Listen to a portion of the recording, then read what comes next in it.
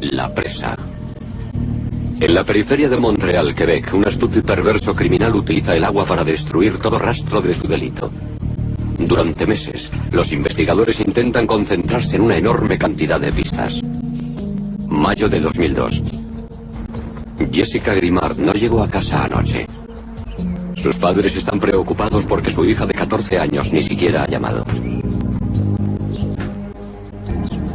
El padre tiene la esperanza de que Jessica haya pasado la noche en casa de una amiga. Llama para tratar de localizarla, pero nadie sabe dónde está. Y al mismo tiempo, tenía una especie de corazonada de que su hija estaba cerca del agua. No muy lejos de donde vive la familia, en el barrio de Rivière de Prairie, hay un arroyo. El padre decidió acercarse hasta allí para ver si había alguna señal de su hija. El padre de Jessica registra un parque que hay frente a su casa. El arroyo ha crecido con las lluvias de primavera.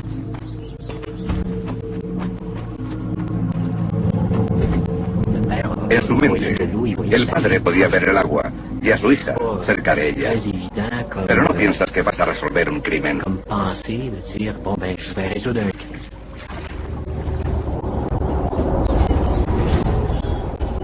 Tras unos minutos, el padre de Jessica encuentra un zapato. Luego llega el horrible hallazgo de su hija, sin vida.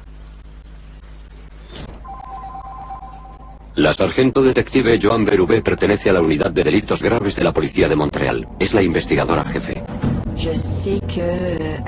Sabía que había sido apuñalada y degollada y que el padre había descubierto el cadáver de la hija. La técnico forense France Gignac ayudará a Berube a recoger sobre el terreno. Lo que recuerdo de ese día es que llovía mucho cuando me dirigía al lugar. Sabía que era al aire libre y pensaba, Dios mío, ¿cómo estará aquello? Saben que el agua complicará la investigación. Las recientes lluvias pueden haber borrado huellas de pisadas, lavado manchas de sangre y destruido restos de ADN. Las investigadoras empiezan por zona exterior y continúan el trabajo hacia el interior, hacia la víctima. Lo primero que tienen que determinar es el punto de entrada. Es un escenario al aire libre, y eso es más difícil. Es complicado saber por dónde vinieron. No hay puertas de entrada o de salida. Podían haber llegado de cualquier parte. Estuvimos un rato buscando cualquier abertura que pudiéramos ver en el bosque. El siguiente paso de Joan Berube y France Gignac es acercarse a la víctima concentrándose en lo que puedan encontrar a su alrededor. Al avanzar por el terreno, vi a la víctima en el arroyo y sentí como un golpe de calor.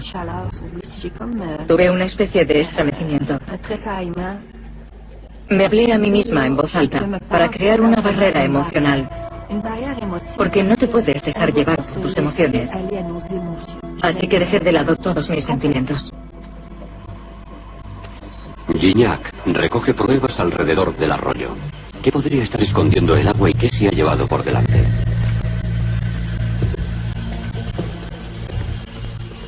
Después de un exhaustivo examen del lugar, vuelven su atención hacia la víctima.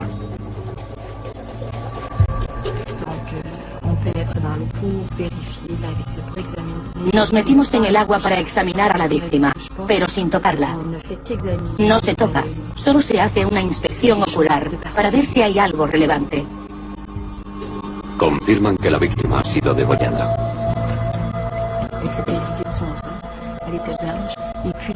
Se había desangrado completamente.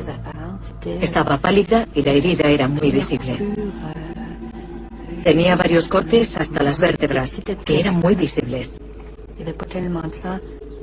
No había sangre cerca del cadáver.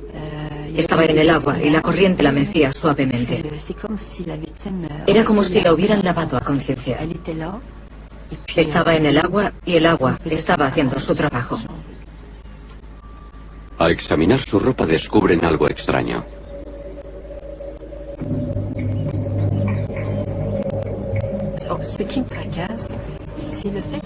Lo que más me extrañaba era que la víctima tenía una hoja de árbol bajo el tercer jersey, pero estaba vestida en el arroyo. ¿Cómo había llegado allí la hoja? Joan Berube sospecha que la víctima había estado desnuda y volvieron a vestirla.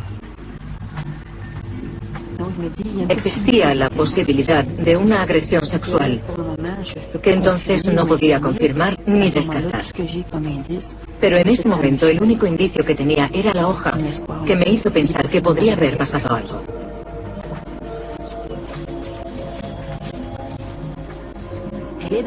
Está en el agua, pero ha muerto allí. ¿Pudo pasar fuera del agua? Esa era la otra cosa que queríamos saber. El procedimiento para recoger pruebas en tierra es muy claro, pero para las pruebas halladas en el agua, las reglas son diferentes.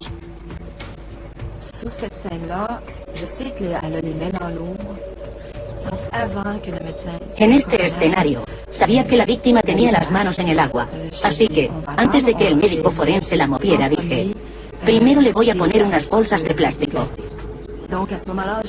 Así que se las coloqué para protegerlas por si tuviera algo en las manos o bajo las uñas.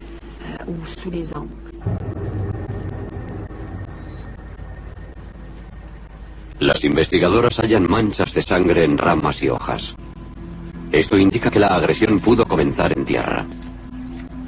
¿Pero qué pasó después? ¿Hubo lucha? ¿Trató de huir y cayó al arroyo? ¿O el atacante la arrastró hasta allí para borrar pruebas? El sargento Gilles Lafrance de la Unidad de Delitos Graves interroga al padre de Jessica. No puedes dejarte llevar por el dolor inmediatamente, porque tienes que aportar información. Acabas de perder a un ser querido, una hija, una hermana, pero ahora tienes que concentrarte en recordar. ¿Quiénes son sus amigos? ¿A dónde fue anoche? ¿A qué hora tenía que llegar a casa? ¿Con quién estuvo? Lafrance averigua que la abuela de Jessica vive cerca. Ella vio un coche de color beige aparcado en la calle y a un hombre extraño salir de él y alejarse caminando. Cuando miró por la ventana antes de acostarse, el coche ya no estaba. Berube y Gignac no han encontrado armas, pisadas o fibras que apunten al posible asesino. Dejarán la investigación para el día siguiente. Llaman a Mario Arbour, del Grupo Táctico de Intervención. Le piden que les ayude a registrar el arroyo en busca del arma del delito. Les explicamos exactamente qué equipos teníamos, incluyendo un detector de metales. Querían saber si podíamos usarlo para buscar metales en el agua, igual que en tierra firme. Y se puede. Sabe muy bien que las investigadoras confían en que su búsqueda las lleve hasta el arma homicida. También sabe que buscar en el agua plantea problemas especiales. Si empezamos a mover las manos en el agua, con todas las hojas y piedras que hay, y tocamos accidentalmente la herramienta o el arma, puede ser fatal para la investigación. Joan Berube y Franz Gignac empiezan a encontrar pruebas. Se había acumulado algo de sangre bajo las hojas, y como estaban tan húmedas, no había tenido tiempo de secarse.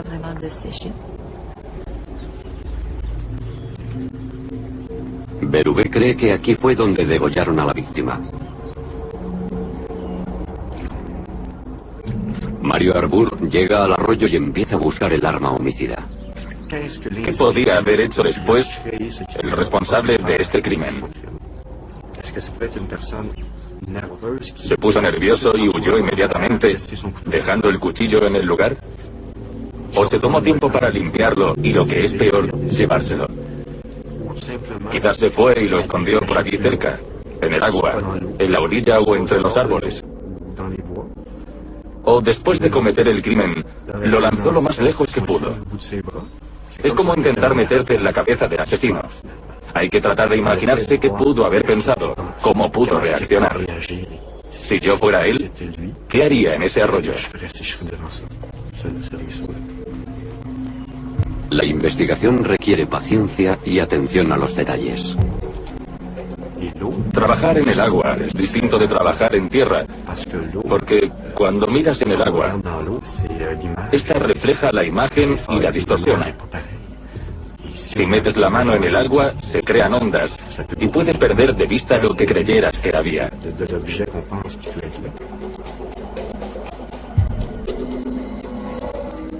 Gignac y Berube siguen progresando. También descubrimos otro pendiente aún más enterrado en las hojas. ¿Lo había arrancado el sospechoso? ¿Podemos encontrar en él ADN del sospechoso? Eso es lo importante para una investigadora. Cada nuevo hallazgo plantea nuevas dudas. En el lugar del crimen puede suponer cualquier cosa. Es un hombre, es una mujer. Una chica de 14 años ha sido hallada muerta. ¿Ha sido por celos? Podría haber sido un hombre o una mujer. Todo eso se nos pasaba por la cabeza. Después de varias horas, Mario Harbour tiene que admitir la derrota.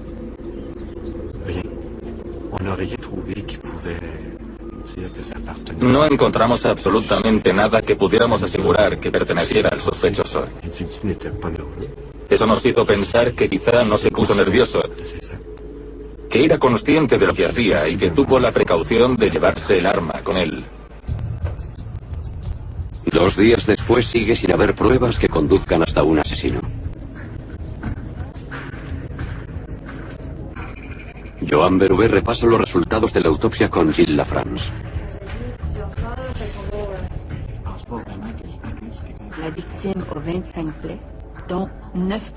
La víctima tiene 25 heridas, de las que 9 son defensivas. La han apuñalado en el cuerpo y le han hecho un corte muy profundo en la garganta, con una violencia extrema. Las heridas son muy profundas. Le pregunté al patólogo si la habían agredido sexualmente, pero me dijo que no había ninguna evidencia de ello. Berube no se quita de la cabeza la hoja encontrada en el cuerpo de Jessica. Llama al forense para contarle sus sospechas. Como no hay restos de semen, el forense no puede confirmar ni descartar la posibilidad de una violación.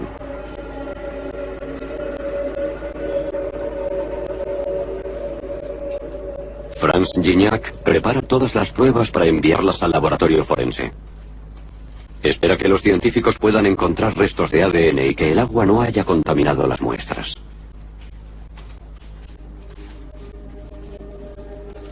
La comunidad está conmocionada. Casi 1000 personas asisten al funeral de Jessica para expresar su cariño a la familia y los amigos. Otros hacen una vigilia en el bosque.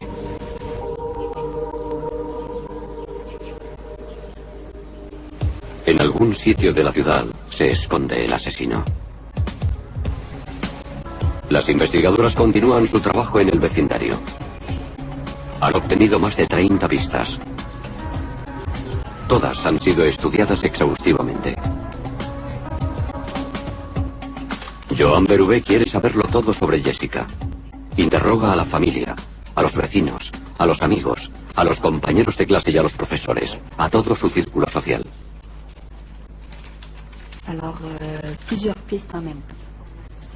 Teníamos en cuenta una serie de posibilidades. ¿Había que investigar a sus amigos? ¿Podría tratarse de una venganza después de una pelea? ¿Era un triángulo amoroso? Incluso los jóvenes a veces pueden reaccionar de formas distintas. Las investigadoras averiguan que Jessica era una buena estudiante.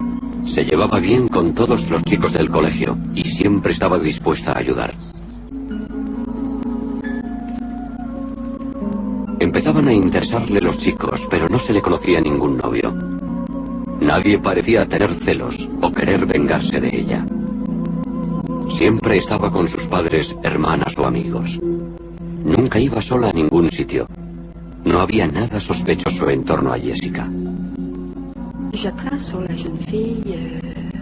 Lo que averigüé de ella fue que no había nada que pudiera hacer avanzar la investigación. Nada que explicara cómo llegó hasta donde fue encontrada. Nada que nos ayudara. Ninguna pista. Absolutamente nada. Las investigadoras amplían su búsqueda. En la zona donde la encontraron, hay 3 centros donde se pone a gente en libertad. Una cárcel, un centro de detención y otra institución. Berube investiga a todas las personas excarceladas durante los meses anteriores al crimen y no averigua nada. También comprueba todas las denuncias en las que haya implicado un coche de color beige durante la semana del crimen y de nuevo, nada. Llegan los informes forenses pero no aportan ninguna pista.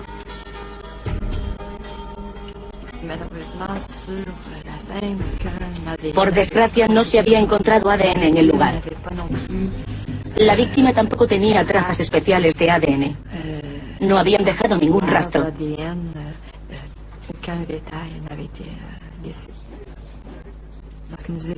Cuando estábamos en la escena del crimen pensábamos, o es alguien cercano a ella que se la tenía jurada, o estamos ante un asesino que obviamente ha matado antes.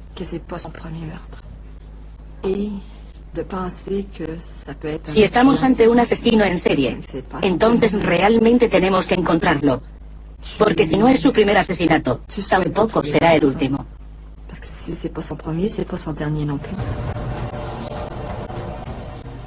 Han pasado 5 meses y la policía ha llegado a un callejón sin salida. No tienen ADN, huellas dactilares ni móvil. Se les han acabado las pistas. Pero gracias a una serie de acontecimientos rocambolescos, las investigadoras descubren una conexión que las acercará al diabólico criminal.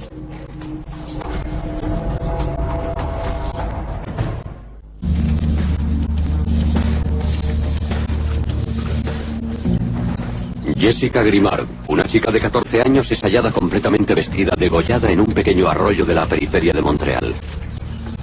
El asesino sigue suelto, convencido de que el agua se ha llevado las pruebas de su crimen.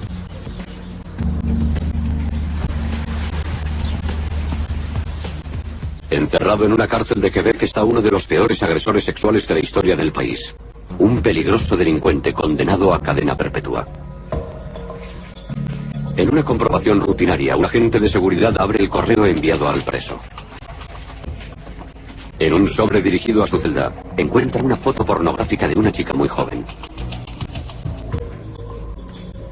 A causa de la foto solicita una autorización especial para leer todo el correo que llegue o salga de la celda de ese interno. Durante 6 semanas se fotocopia todo el correo que entra o sale de la celda del recluso antes de ser entregado. Jennifer Cullom, analista de la unidad de agresiones sexuales, examina docenas de cartas llenas de perversión, tratando de establecer la cronología y conexiones de las depravadas historias. Había escritas muchas cosas que no eran verdad, que nunca sucedieron. Porque las cartas se escribieron para entretener.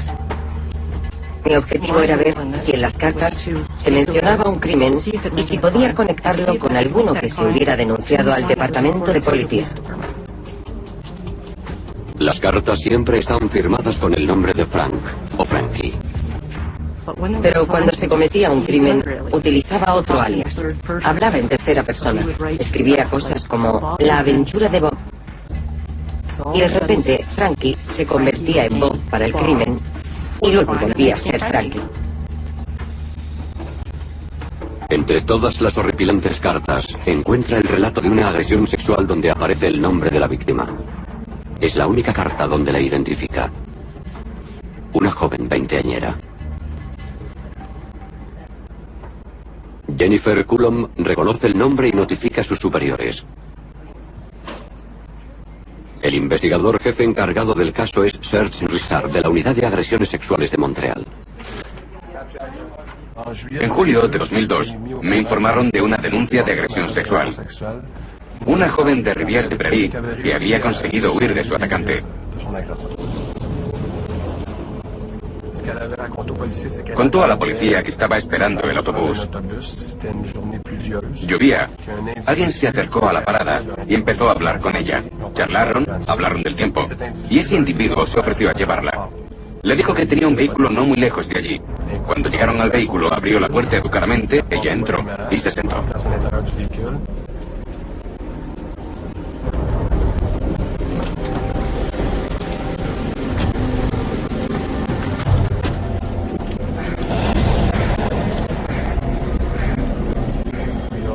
Le tocó los pechos y los muslos y ella logró escapar mientras él intentaba atarla. Pudo golpearle, abrir la puerta y correr, dejando sus cosas en el vehículo.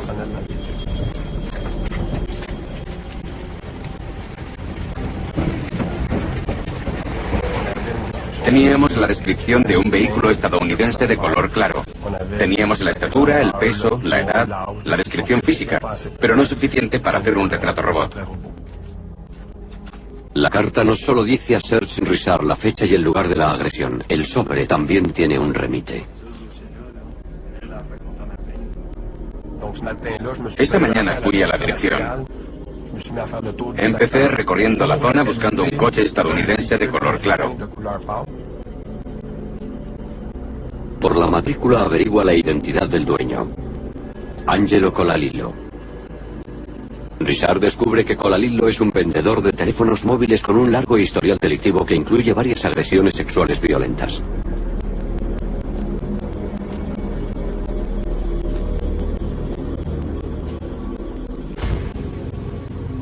Llaman a la joven para que identifique a su agresor entre varias fotografías.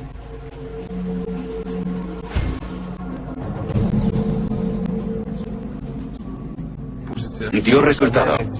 Reconoció a la persona que habíamos identificado por la matrícula, Angelo Colalillo. Lo reconoció en las fotos. Él era su agresor.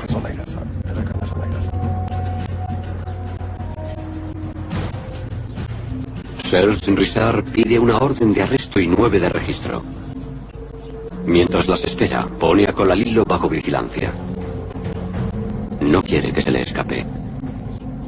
Mario Arbour es el encargado de seguirle. Sabe que Colalillo ha estado varias veces encarcelado por violación y que puede ir armado. Colalillo parece ansioso. Queríamos asegurarnos de no perderlo. Queríamos asegurarnos de que lo detendríamos y que no habría más víctimas. Nos dio la impresión de que buscaba a una víctima. Salía mucho. Por las noches conducía media hora o 3/4. Si quería descansar, aparcaba y echaba el asiento para atrás 10, 15 o 20 minutos. Y luego se ponía en marcha de nuevo.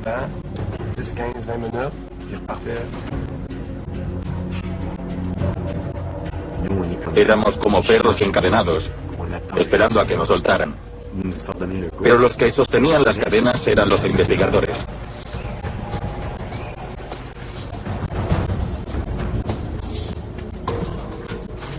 Finalmente, llega la orden de arresto. La policía sabe que puede ir armado y es peligroso. Proceden con cautela.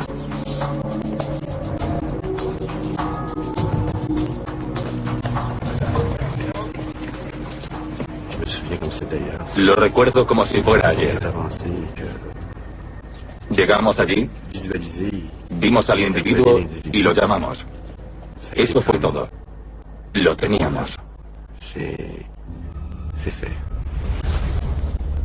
Colalillo es detenido por la agresión sexual a la mujer que recogió en la parada del autobús.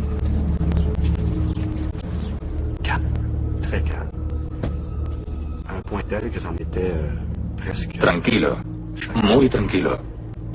Tanto que era chocante. Parecía que todo iba bien. Que todo era normal. Fue algo bastante llamativo. Incluso cuando lo esposamos, no dio signos de nerviosismo ni de tensión. Pero tenía la mirada perdida. Una mirada sin vida.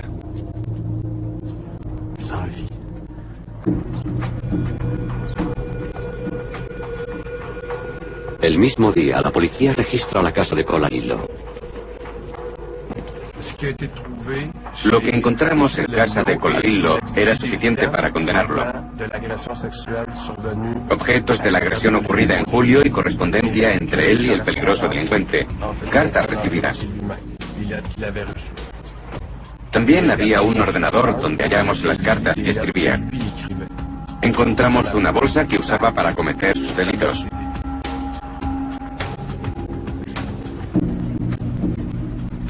Los investigadores saben que Colalillo agredió a la joven de la Prada. Pero ¿cuántos otros delitos ha cometido? Interrogué al señor Colalillo durante unas 5 o 6 horas.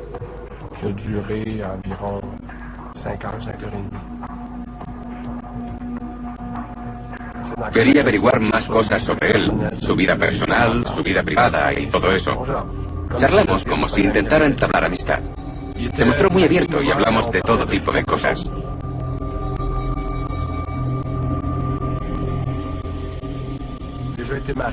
Había estado casado. No tenía hijos, una infancia normal, nada fuera de lo corriente. Había hecho unos cursos, estaba en el negocio de los teléfonos móviles. Un tipo normal, con el que te puedes cruzar en un centro comercial o en la calle. Rissard le cuenta todo lo que han descubierto, todos los registros, todos los interrogatorios y que había estado bajo vigilancia. No se lo dijimos todo a la vez. Le dábamos una pequeña información adicional de cuando en cuando. Y cada vez que aludíamos a estos hechos, siempre se quedaba muy pensativo. Siempre. Nos pusimos a hablar de los crímenes y empezó a abstraerse aún más. A veces parecía completamente perdido. Entonces recuerdo que chasqueaba los dedos o le decía, Ángelo, tal y cual, y volvía a la realidad.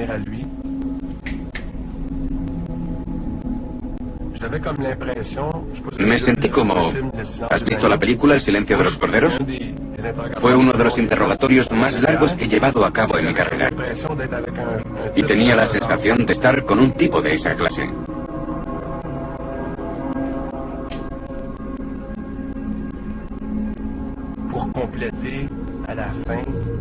Al final dijo, luego nos vemos.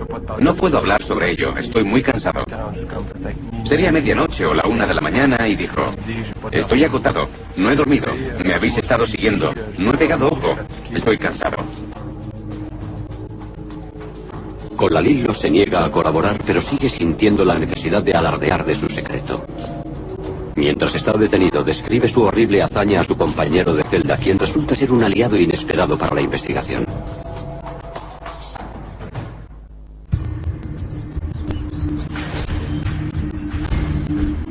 El cuerpo inerte de Jessica Grimard, una chica de 14 años, ha sido encontrado en un arroyo cercano a la casa familiar. Los investigadores no tienen pistas. Han detenido a Angelo Colalillo por una agresión sexual sin relación con el caso en la misma zona de la ciudad.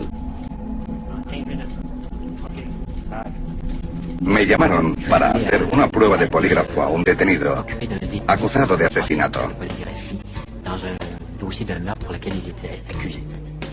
El detenido cuenta a Gilles Lafrance que su compañero de celda, Angelo Colalillo, le ha confesado un crimen atroz. Ha degollado a una joven y la ha abandonado en un arroyo de Rivière-des-Prairies en la periferia de Montreal. Cuando me lo contó, como había trabajado en el caso de la chica, en ese mismo barrio, pensé, Dios mío, tenemos al sospechoso y está aquí, en el centro de detención. Joan Berube pide a Lafrance que convenza al sospechoso de asesinato para que se convierta en confidente y consiga más datos de Colalillo. Al día siguiente, fuimos a verlo y nos dieron más detalles. Para nuestra sorpresa, nos dio datos del escenario del crimen que no se habían mencionado antes, como la forma en que fue descubierta la víctima, cosas que solo podía conocer el autor del crimen y los investigadores que habían estado en el lugar. Los crímenes de Colalillo son tan perversos que ni siquiera otro asesino puede mantenerlos en secreto. Accede a colaborar.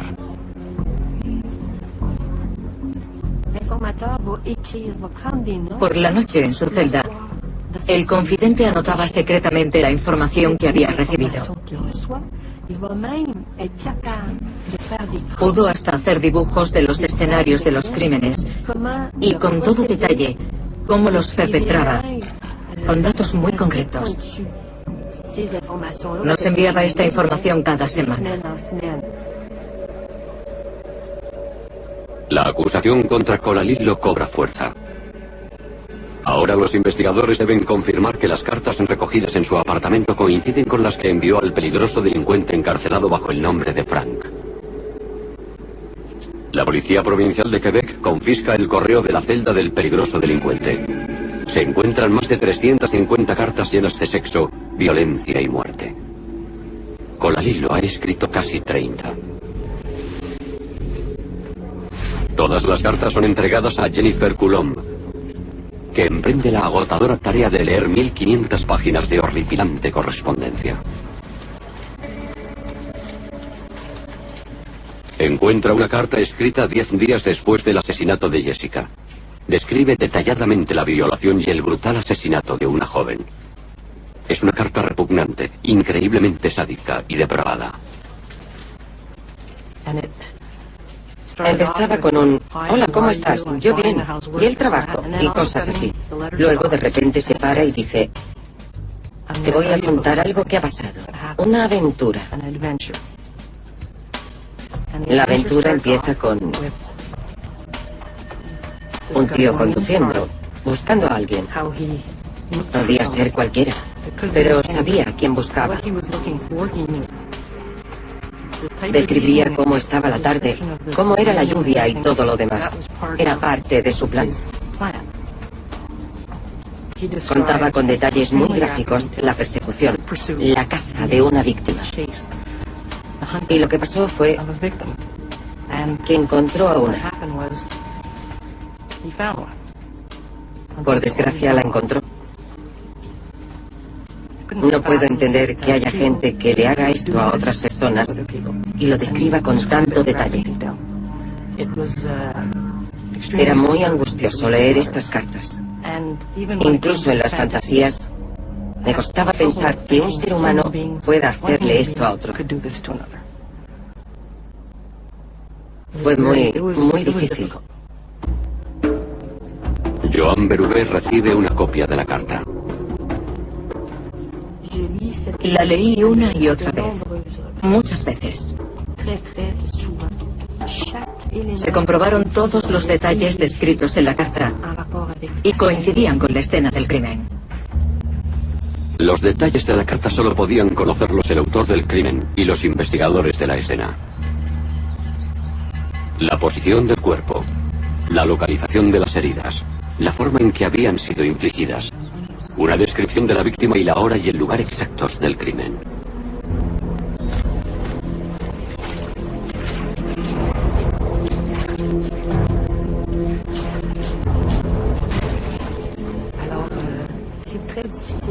Fue muy difícil leer todos esos detalles. Difícil en el sentido de que, cuando examinas el lugar, solo sabes lo que ves. Pero leyendo la carta, podía ver los sentimientos del agresor, cómo disfrutaba de lo que hacía.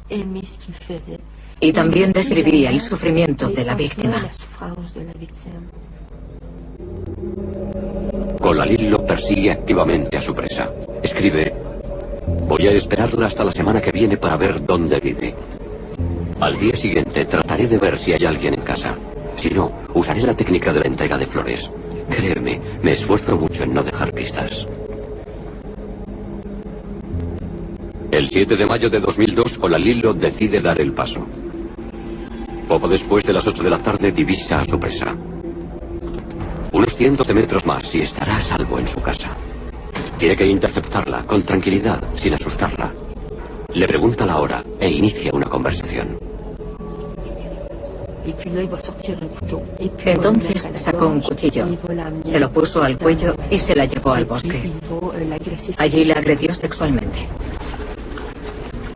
La viola brutalmente junto al arroyo y después le promete que le perdonará la vida si hace lo que él le diga. Obliga a Jessica a borrar todas las huellas de su crimen. Después de la agresión sexual, le dice a su víctima: ve a lavarte al arroyo. No quiero que nada mío quede en ti.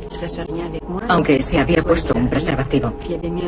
La víctima no quería porque el agua estaba muy fría. Pero él le mostró el cuchillo y le dijo: no tienes elección, ve a lavarte. Cuando sale del arroyo temblando, él permite que vuelva a vestirse. Entonces la degolló y la apuñaló repetidamente.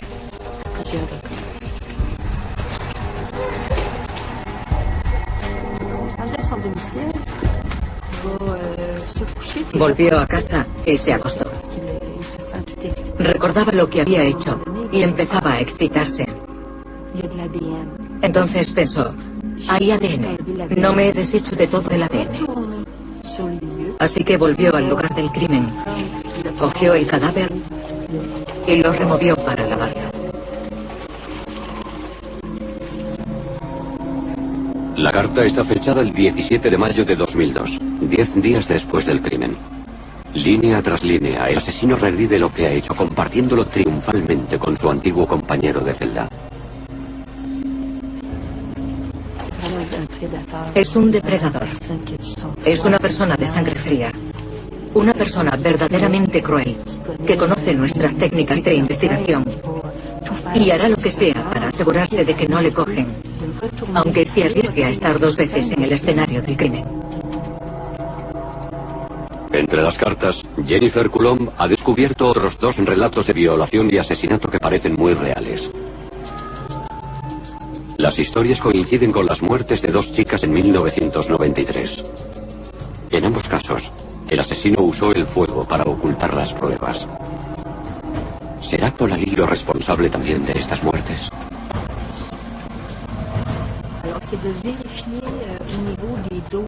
Había que comprobar esos otros 2 asesinatos que se habían hecho pasar por incendios. Tenía que ver si podía reabrir la investigación y encontrar pruebas que coincidieran con sus narraciones de los hechos. Las acusaciones contra Colalillo se multiplican. Parece inevitable que pase el resto de su vida en prisión. ¿O encontrará la manera de escapar a su destino?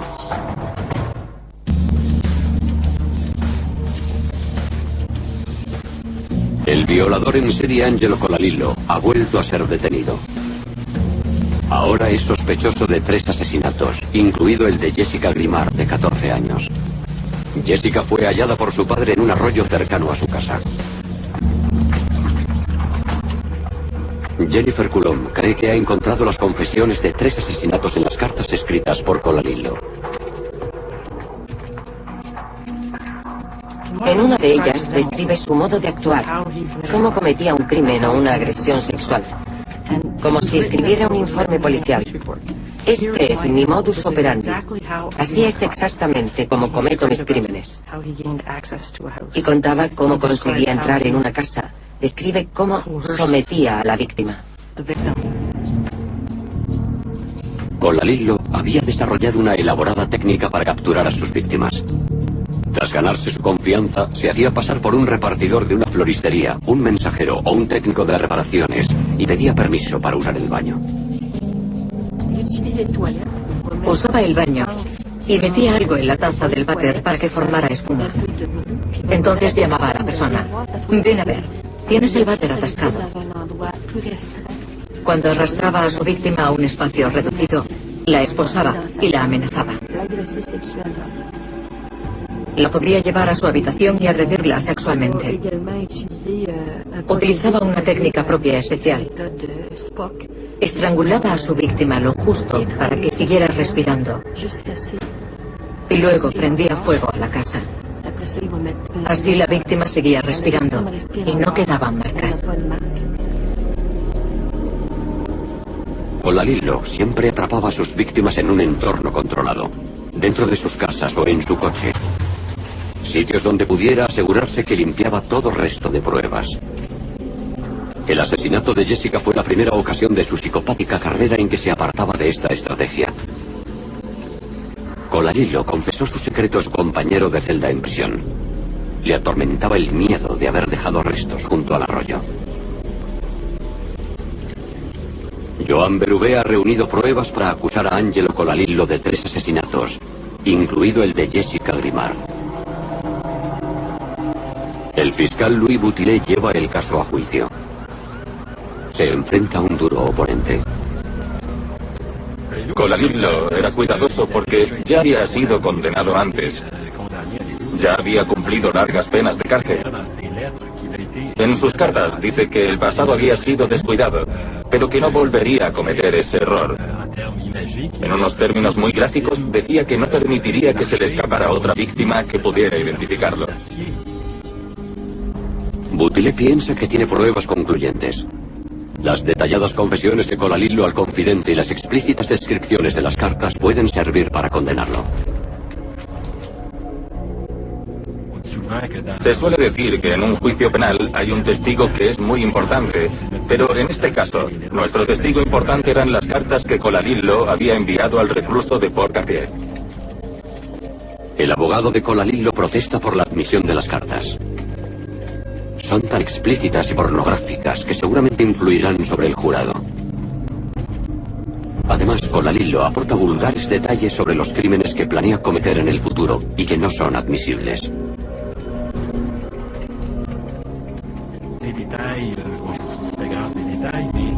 Les ahorraré los detalles, pero son horrorosos. Cosas con niños pequeños y sus padres. Escenas de una violencia inaudita, que suelen terminar con la muerte de la joven víctima.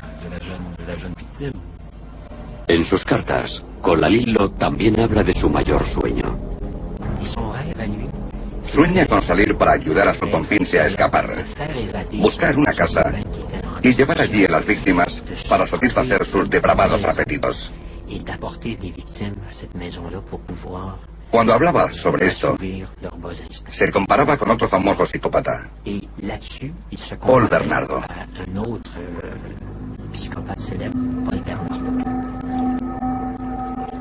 La audiencia preliminar comienza con los 3 cargos de asesinato. Colalillo comparece ante el tribunal.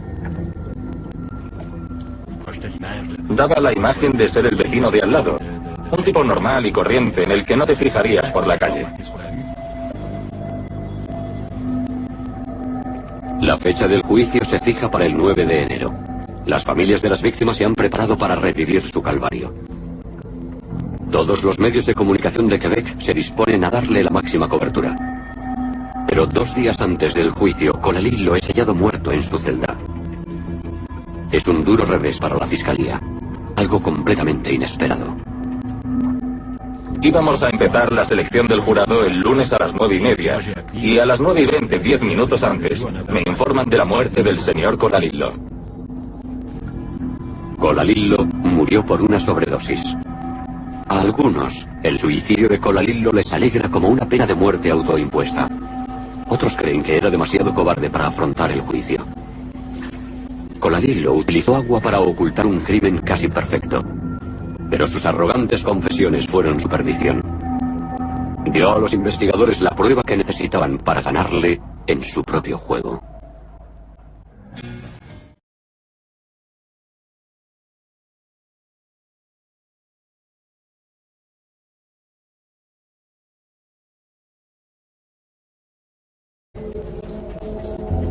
Saben que el agua complicará la investigación. Las recientes lluvias pueden haber borrado huellas de pisadas, lavado manchas de sangre y destruido restos de ADN. Las investigadoras empiezan por zona exterior y continúan el trabajo hacia el interior, hacia la víctima. Lo primero que tienen que determinar es el punto de entrada. Es un escenario al aire libre, y eso es más difícil. Es complicado saber por dónde vinieron. No hay puertas de entrada o de salida. Podían haber llegado de cualquier parte. Estuvimos un rato buscando cualquier abertura que pudiéramos ver en el bosque.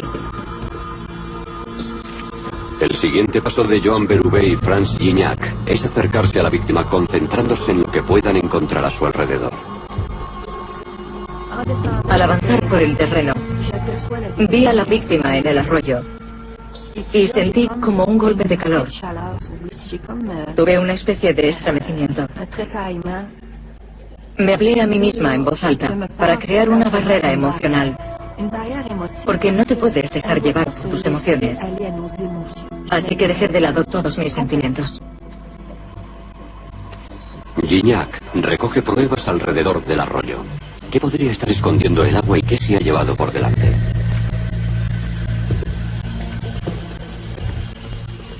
Después de un exhaustivo examen del lugar, vuelven su atención hacia la víctima.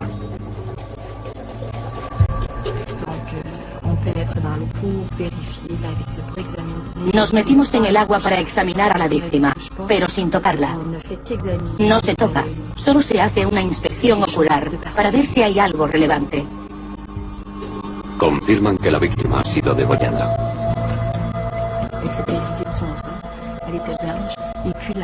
Se había desangrado completamente. Estaba pálida y la herida era muy visible. Tenía varios cortes hasta las vértebras, que eran muy visibles. No había sangre cerca del cadáver. Estaba en el agua y la corriente la mecía suavemente. Era como si la hubieran lavado a conciencia.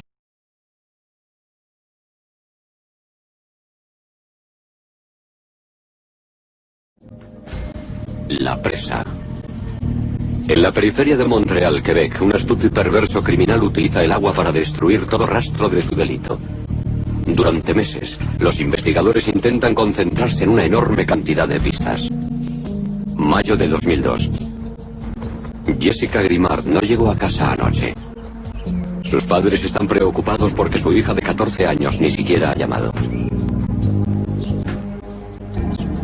El padre tiene la esperanza de que Jessica haya pasado la noche en casa de una amiga. Llama para tratar de localizarla, pero nadie sabe dónde está. Y al mismo tiempo, tenía una especie de corazonada de que su hija estaba cerca del agua. No muy lejos de donde vive la familia, en el barrio de Rivière de Prairie, hay un arroyo. El padre decidió acercarse hasta allí para ver si había alguna señal de su hija. El padre de Jessica registra un... Estaba en el agua y el agua estaba haciendo su trabajo. Al examinar su ropa descubren algo extraño.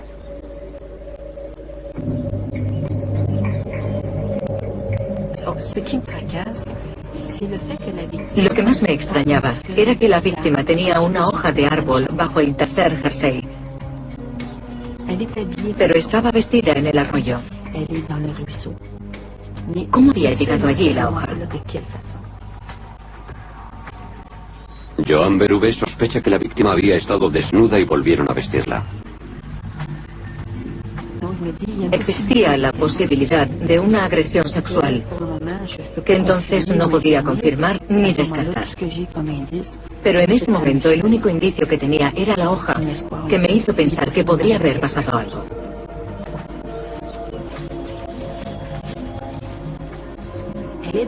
Está en el agua, pero ha muerto allí. ¿Pudo pasar fuera del agua? Esa era la otra cosa que queríamos saber. El procedimiento para recoger pruebas en tierra es muy claro. El parque que hay frente a su casa. El arroyo ha crecido con las lluvias de primavera.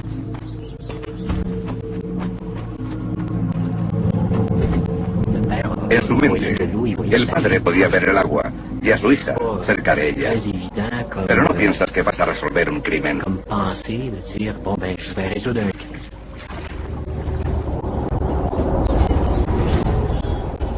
Tras unos minutos, el padre de Jessica encuentra un zapato. Luego llega el horrible hallazgo de su hija, sin vida. La sargento detective Joan Berube pertenece a la unidad de delitos graves de la policía de Montreal. Es la investigadora jefe. Sabía que había sido apuñalada y degollada, y que el padre había descubierto el cadáver de la hija. La técnico forense France Gignac ayudará a Berube a recoger sobre el terreno. Lo que recuerdo de ese día es que llovía mucho cuando me dirigía al lugar. Sabía que era al aire libre y pensaba, Dios mío, ¿cómo estará aquello?